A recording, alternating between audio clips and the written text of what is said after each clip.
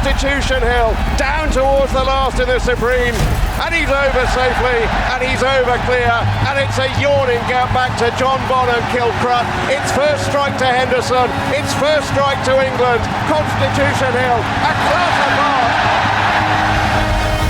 We saw lots of amazing performances last season, but none more so than Constitution Hill in the Supreme Novice Hurdle. I've been lucky enough to catch up with him here on his summer holidays and have a chat with his owner Michael Buckley about his plans for the season and a possible tilt at the Champion Hurdle.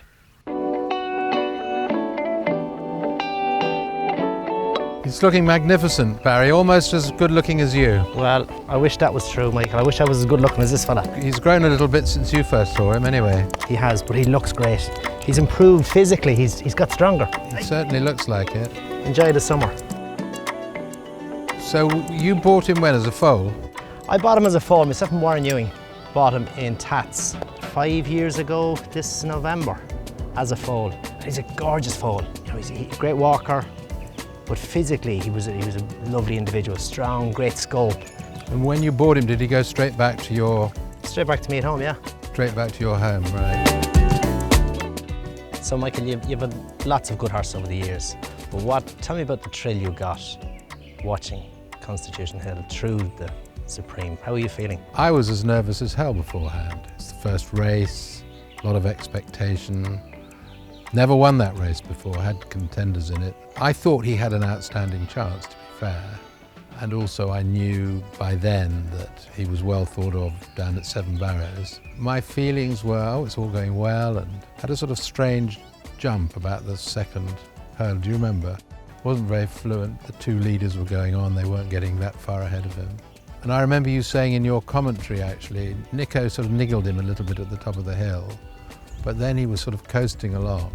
It was sort of a blur from when they came down towards the home turn because he was going so well and so easily. As he was coming down into the straight, and it was all unfolding as we all hoped it would. I just couldn't believe what I was seeing, and he went further and further and further away. I was standing next to him, I was absolutely speechless, just shaking. You don't see horses win like that at places like Cheltenham. You can't ever imagine a horse could do what he did, because you're talking about things that you just never see. But then, as I found out through the day and since, most of the people who've been national hunt racing for the last 30, 40, 50 or more years hadn't seen anything like it either. You dream of performances like that, but you don't dare to think it could happen.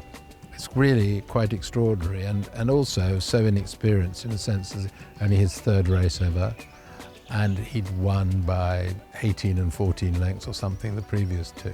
They were just sort of schooling events. I was in Florida for his second run, and I made up some story that I had to come back for a business meeting, which was totally untrue. I was talking to Nico as he was on the walkway going back, and he said, I told you he was good, didn't I? And then when he jumped off, I said, so what did you really think? He said, I remember the word very clearly, he said, it's Altior-esque. And you can't really have a higher compliment than that. I mean, and that was, you know, his second race of his life. So then we move forward to this year and a big clash in the Champion Hurdle.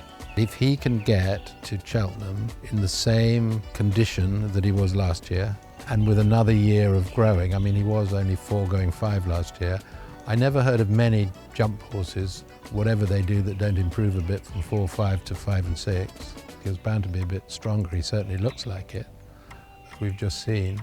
That if he gets there and he can run that sort of race and he has luck in the race, he's going to be a pretty tough nut to crack. This is a thrilling horse. He looks great. He's got this wonderful temperament.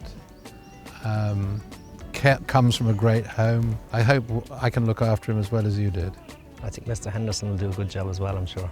Oh yeah, well, yeah, I'm sure he will. You know, he tends to do okay. Forgot about him for a second. I've never had a young horse going into his second season that's as exciting as this.